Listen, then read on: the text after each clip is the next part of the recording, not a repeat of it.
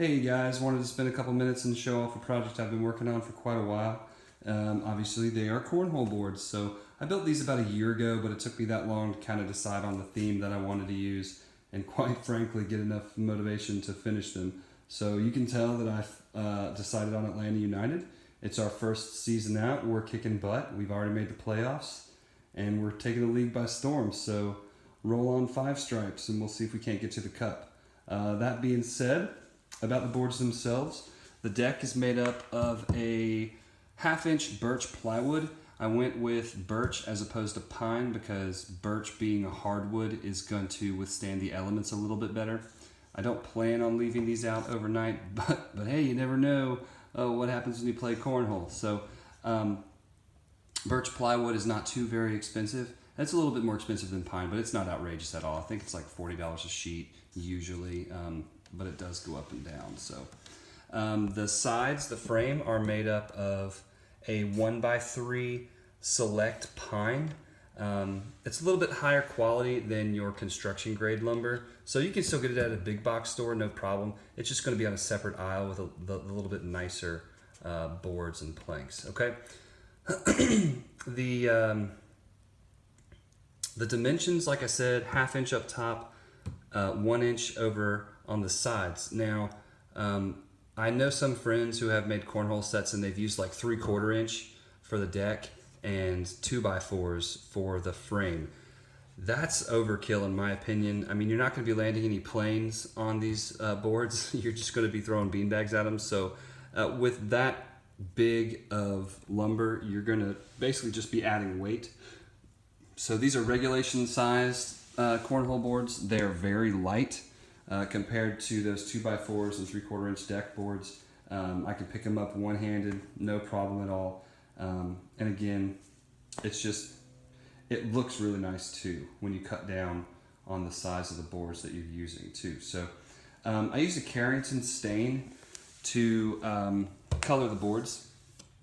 Carrington is the tint or the color, I guess, but it's a water-based stain. I typically like to use oil-based stains. They just, in my opinion, take better and are easy to work with, but I used a water-based stain because I wanted to use a water-based finish, a water-based polyurethane on top. The reason for that is it will remain clear. An oil-based polyurethane will eventually, the finish will yellow over time because of that petroleum in there, and I didn't want that to, dinge down the colors that I've got on here. I wanted these to stay bright forever. So I used the water-based polyurethane, which is going to stay clear. Don't have to worry about it yellowing.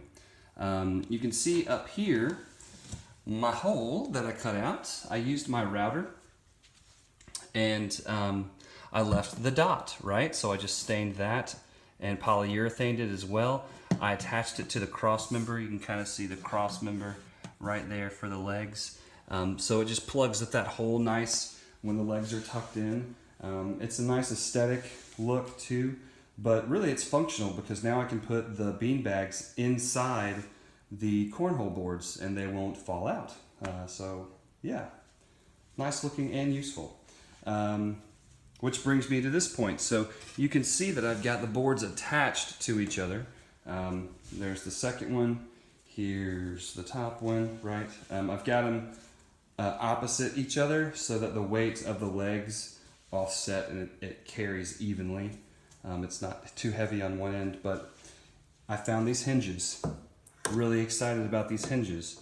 They are called pull-off hinges. So they separate right here, okay?